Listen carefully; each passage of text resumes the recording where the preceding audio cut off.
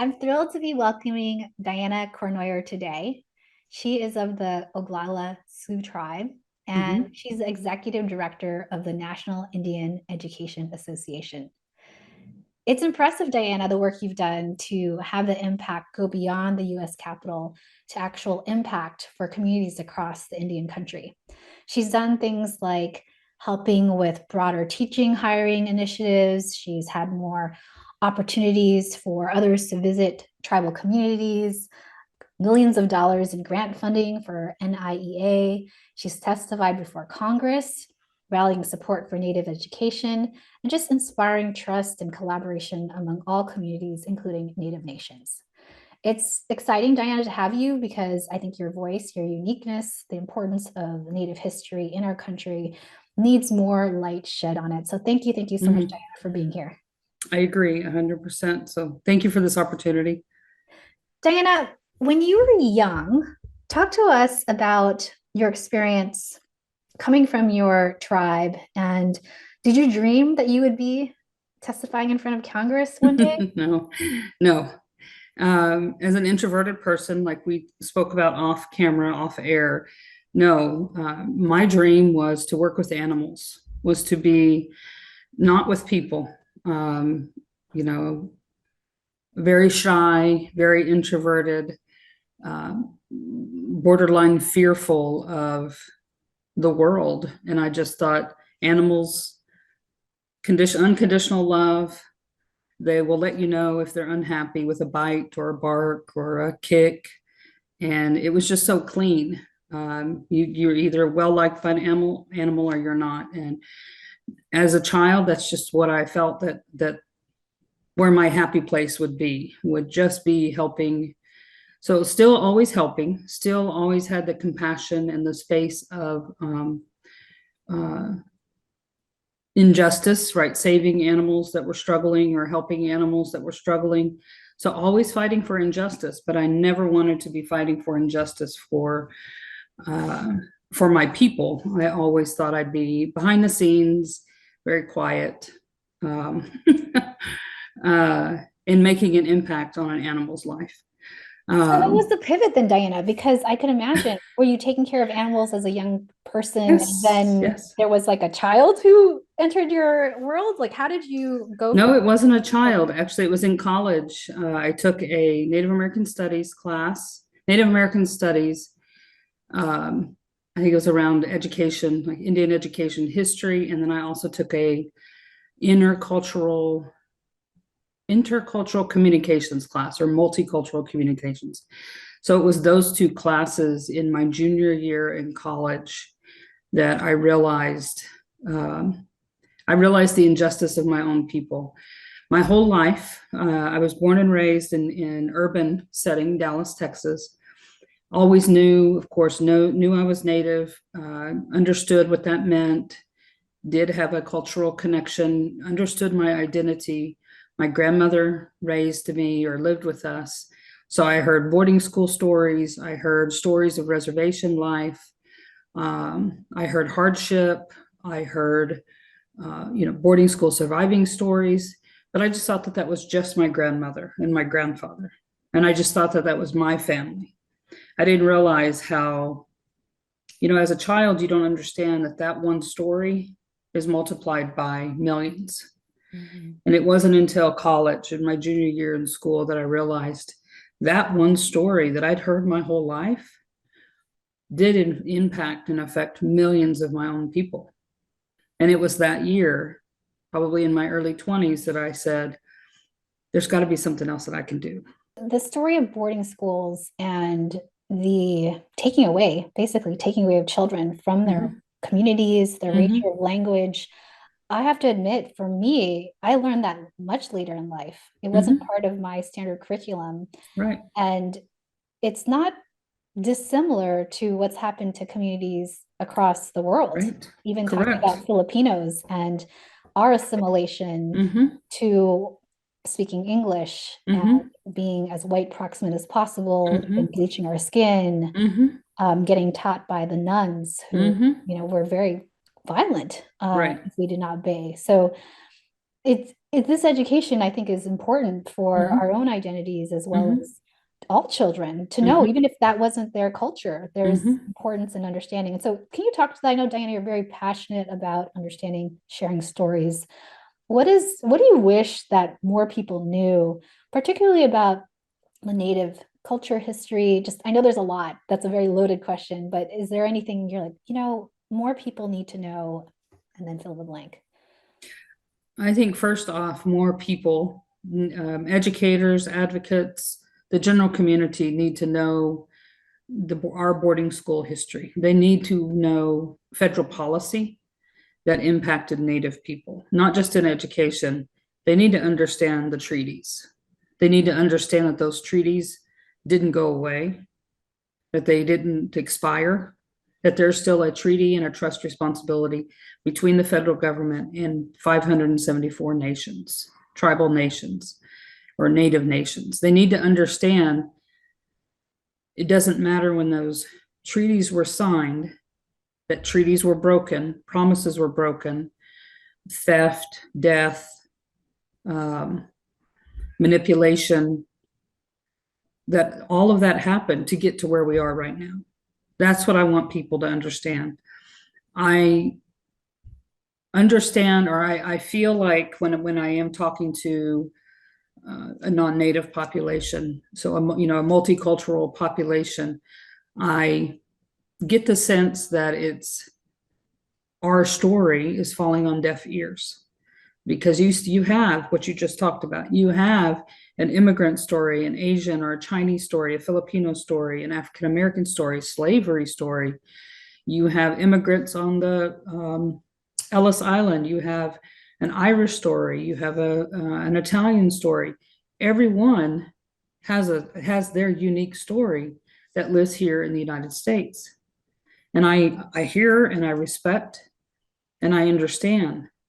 But our story, Native people, Indigenous peoples, whatever folks want to call us, our story is actually the first story. Mhm. That's what I want people to not just understand, but go beyond comprehending. Go beyond, yes, it happened. So sorry it happened, but let's move on because that's not what you do. What has happened to Native people is what you just talked about. It's a stealing of culture, it's a stealing of identity, it's the erasure of who we have been for since time immemorial. And we were told for such a long time that that wasn't good. Being native wasn't good. Um, Being nomadic wasn't good. Believing in a creator but not God or Christianity wasn't good. So for since contact, we've been told that we're not good. We've been told that we're not of this world or of this earth, or that we don't deserve rights. And now we're just supposed to snap and say, yeah, we're supposed to forget all of that and blend into whatever the American culture is right now, or this American education system, if we're talking specifically education. We can't do that. We as Native people cannot do that. And that's what I want people to understand. Stop forcing this American education system, which was created to civilize American people. It was created after the Civil War. This American public education system was established after the Civil War so that both the North and the South, children and communities, could begin learning the same information, learning it the same way, and be industrialized. That's what we are. We're still using this right now. Mm.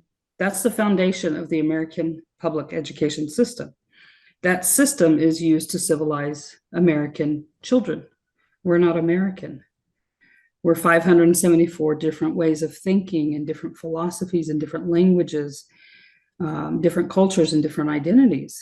Mhm. There's got to be another system that works for us, that works for Native people. Now, I know there's a very loaded what I want people to know, because I know the public systems in urban settings or cities, it's a little harder to change. But now you're getting even deeper into the richness of multicultural identities. Okay, You got Indians going to school with Blacks, going to school with Hispanics and Asians and immigrants.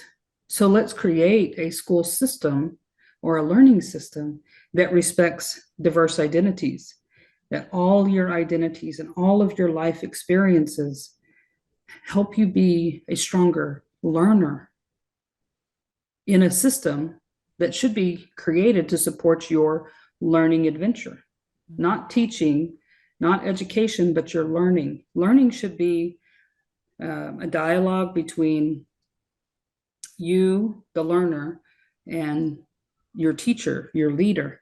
It should be a back and forth relationship that you're creating with whoever's in the classroom. And it's not. Yeah, I mean, I just think about I used to serve in the military, and in some ways, there are a lot of parallels between our education system and system of control Yes, and what yes. is right and what is Mm-hmm. wrong. There's one way, and that's the right way. Right. Anything else is wrong and bad. And there's not just education content, right? Academic content, but there's also our own identities of Right. feeling enough and worthy. Right. And that actually it's the diversity, it's the breadth, it's the unique experience that make us awesome, right? And Mm-hmm. make like, and we can learn from each other. So Yes. yeah, I think a lot about academics and how much, you know, you and I are both educators, how much we have tried to work with the existing Mm-hmm. system. And yet there's a little bit of a call for it Mm-hmm. to start over. So as someone as a program, I know you've worked in different programs, both with Mm-hmm. tribal communities and also at the university level. Can you tell me, Diana, is there a way in which you mentioned having diverse perspectives, allowing to share stories, having a dialogue between teacher and student?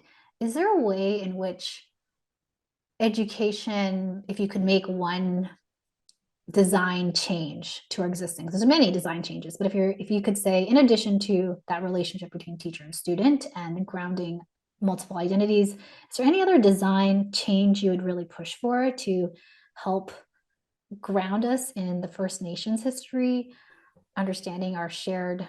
Mm-hmm.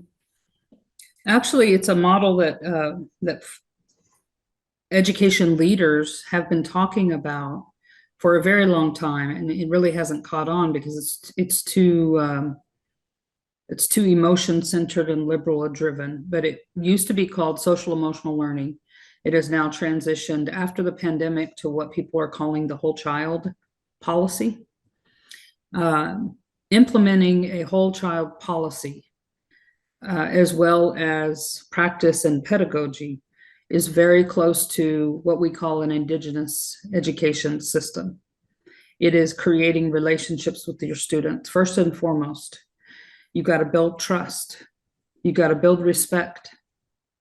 You got to build that ability to be vulnerable. You, the adult, needs to be vulnerable as well as the kid needs to be vulnerable. That takes a lot of time. And much like the system we have now, it's so academic focused. There isn't time to get to know your students, and there isn't time to have that emotional connection in a simple conversation. And you're right, is very military military driven, or this military focus of authoritarian. I'm the leader, I'm the authority figure in this classroom, and what I say goes. Okay. And I demand respect. And that's where I think you lose a lot of Native students. In our culture, you earn respect. I will respect you first and foremost as an adult, but you will earn my respect if you learn who I am. And I don't think that's an indigenous philosophy. I think that should be a national philosophy. I think that should be how all teachers approach our students and how all educators approach parents. The richness of a parent's background and the richness of a student's background, whether we want it or whether we want it to impact our students as teachers or not, it does. And I feel like I could say I am an example of introverted. highly successful Native student because of who my grandparents were and the way they raised my father and the boarding school systems that they were products of. So I don't know my language, but I have a strong identity. I know my culture. I know where my homelands are, but I don't understand the language. Mm-hmm. Language for Native, and this is for all tribal speakers, all Native tongues. The language is what holds our spirituality. It's what holds our cultural practices. And it's what connects us to all of our ancestors that have passed on. If you take that language away, we lose these things slowly over time. And all you have to hold on to is maybe the color of your skin, mm-hmm. or maybe your last name. My name is Cournoyer. Outside to the outside world, it's just a French American name. But Cournoyer in tribal communities is a very well-known Native to tribal name. It's a well-known family across North and South Dakota. That name carries a lot of history. Our names carry a lot of history. If teachers would just understand that, just take a moment and understand, if you're a white horse and you're living here in Oklahoma City, ask a student, where are they from? What's their tribal connection, their tribal community? White horse is not a Caucasian name. It's not an African American name. It's not a Hispanic name. It's a Native name. And there's such a history behind that name, rich history that actually defines who that person is, whether they're 5 years old or 15 years old. That you can't ever take away as a teacher, and you can't take that away as an education system. But our education systems could take advantage of the experiences and the knowledge and the brilliance of that Native kid if you just start asking questions of who they are and their identity. Diana, what's coming to mind for me is the ability for educators to connect with kids as people and to see them as beautiful, and there's depth in history and culture and family. And if we don't build relationships and actually establish real rapport of trust and respect, it's a missed opportunity. And also we can do harm, right? Having erasure of the specialness that make people know that they're valued with all of the history and with all of their experience. So that so resonates. I'm curious, Diana, I want to pivot to you as a leader. You shared multiple times about being an introvert, and as someone who speaks in Capitol Hill, testifies, speaks at many large group events, you'll be moderating a Bahar event in the summer. How has your introversion been something maybe you've leveraged, not to necessarily work around? I'm curious, how do you think of, because you actually declare, hey, I'm an introvert and I'm leading and having impact. So can you share your experience as an introvert? How do you maybe use that even as a strength? How do you manage and pivot? I'd love to hear more about that. So that's like such a multifaceted question, but I'm going to address, speaking in front of people first and foremost. Although being an introvert, I do have a passion to educate. And the only way you can educate people in today's world is either through social media or having conversations with them. So I love to have conversations with people. And when I do speak, I never, even at keynote events, even on the Hill when I gave testimony, I followed protocol, but I also told stories. And that's blending my introverted space of uncomfortable speaking in front of people with what I need to get across. And I have to meet these certain guidelines, for whatever event I'm speaking at.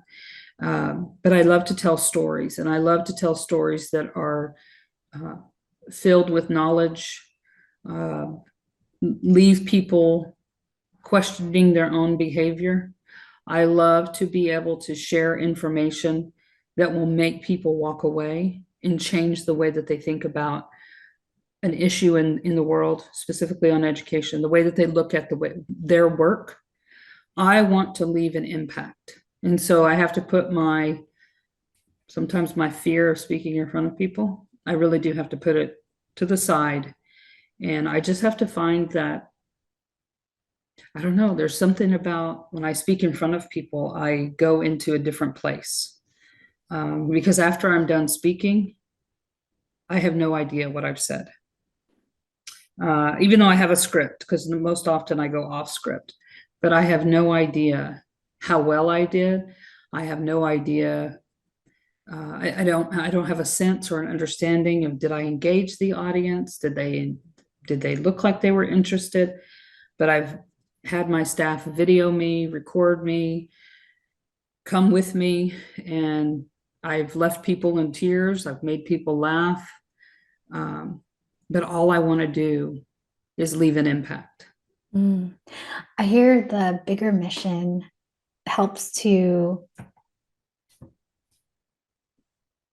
push past the fear, right? Yes. Push past the fear. Yes. Speaking in front of people is maybe questions of failure, worries, and anxieties, and saying, I've got a message. I feel passionately about this. It's more important than me. Yeah. And I'm going full throttle. Full throttle. That's right.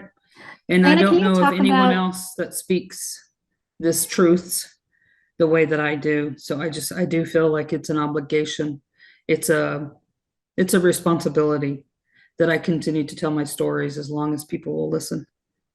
stories are powerful. Often I feel like stories are what move people. It's not going to be a graph. I'm not going to show you a Right. graph and you'll say, okay, now I want to change my life based on a Right. graph. Is there a story from your life that you could share with us to help us learn more and be more? As an introvert, we'll continue down the introvert road. As an introvert, um, I never had the confidence to stand up in front of an audience.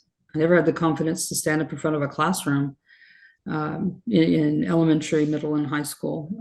Didn't have the confidence to even stand up in front of my family and speak until it was about high school, teenage years, where you have to do more speaking in front of what student council, student government. You're just out there more as a high school student, especially somebody who's an overachiever like I was. And my grandmother told me there should be no fear in you standing up in front of people because you're the expert.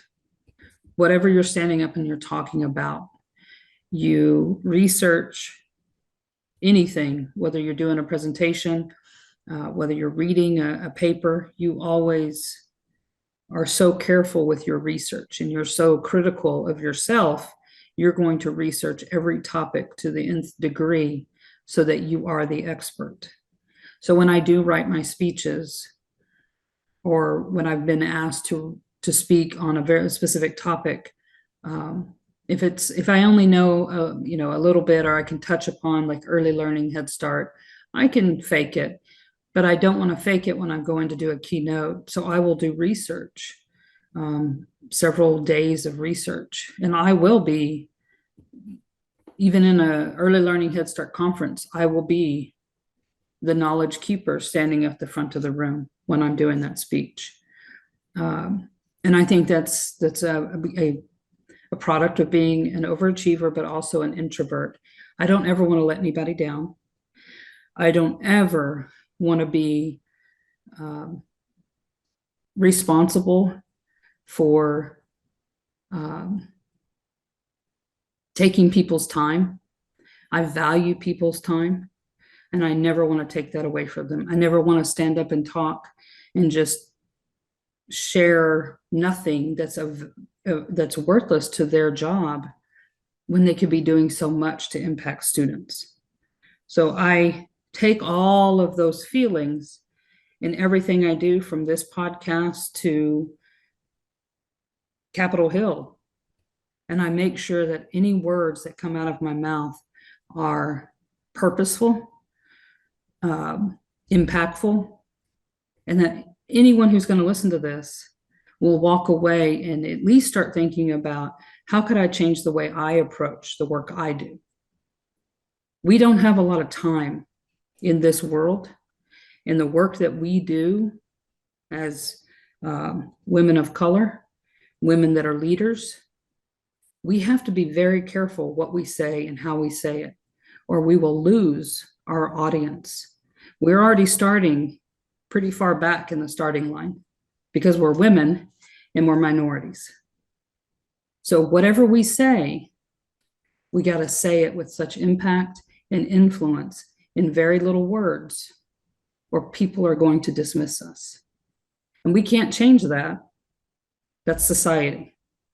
So we can't fight that. I don't want to waste our energy fighting that, but I figured out a way to get around that. And that's how I approach anything that I do. Diana, there's so much truth to that. There is a system we're operating in, and to tell our young people, just go out, be yourself, and don't worry about what will happen. I mean, that is a beautiful, beautiful words of wisdom. And yet we are doing that within the system, and there are judgments placed on us. And to be purposeful, well-researched, speak with conviction, concisely, and also with authenticity, right? There's stories. That's where that piece comes in. Your own stories, your own unique reason for being at the table, value. But we have to consider that we do that with purpose and with conviction as well. Yeah.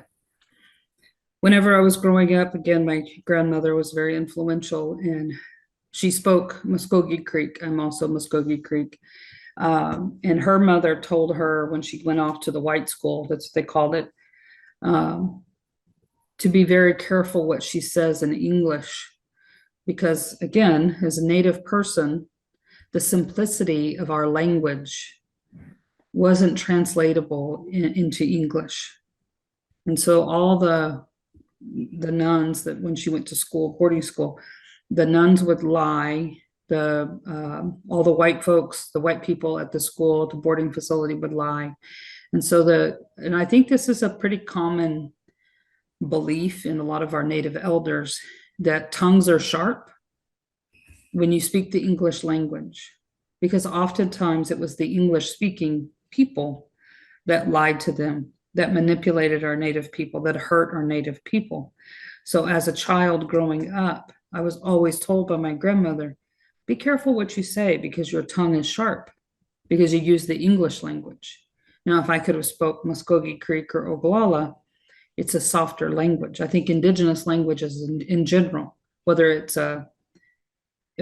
Native Indigenous, Asian Indigenous, I think indigenous languages are softer. Even when you criticize somebody in Oglala, it's softer than the English tongue. So that's also a piece of my advice to young people. When you get angry or when you're hurt, stop and think, right? Stop, think, process, breathe, because the words that you use in the English language are so sharp and harmful that they could kill somebody. Really, they can push somebody to death. And that's also a piece that I carry as a reminder of whatever words I'm putting out there. I need to be able to support them. I need to be able to back them. I need to be able to believe in them. So I don't want to use my tongue to put anything harmful and bad out there. So much purpose and thought. And as an introvert, I really appreciate learning about your perspective, because you can have massive impact and also still stay true to yourself. So seeing that so much. With that, I actually wanted to lighten the mood a little bit and go to lightning round questions. Okay. Here we go. Chocolate or vanilla? Chocolate. Cooking or takeout? Cooking. Would you rather climb a mountain or jump from a plane? Oh my, climb a mountain. Have you ever worn socks with sandals? No. What is your rating of yourself in terms of karaoke on a scale of 1 to 10? 10 is Mariah Carey. Oh, as an introvert, I'm a zero, -1. I would never get on a karaoke stage. What's a recent book you read?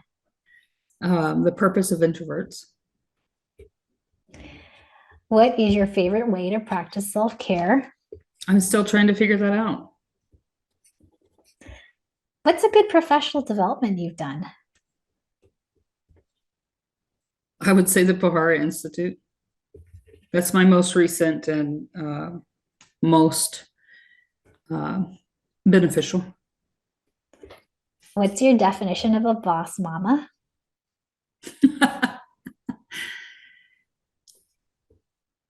Someone who has the good balance of love, compassion, and grace, but can carry and a heavy hand of respect, admiration, and responsibility. What advice would you give your younger self, Diana? Don't be so afraid. And then where can we find you, like LinkedIn or anywhere else? I'm on LinkedIn. I'm on Instagram.